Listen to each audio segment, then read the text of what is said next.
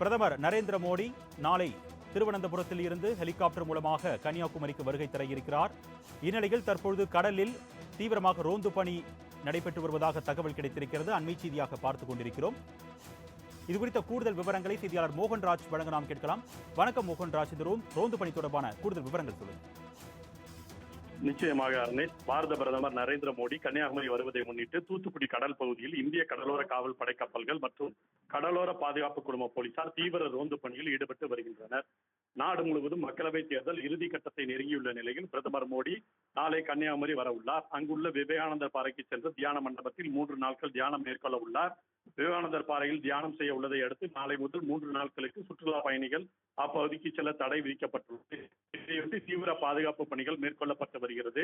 பாரத பிரதமர் நரேந்திர மோடி வருகையை முன்னிட்டு தூத்துக்குடி கடல் பகுதியில் இந்திய கடலோர காவல் படைக்கு சொந்தமான கப்பல்கள் தீவிர ரோந்து பணியில் ஈடுபட்டு வருகின்றன.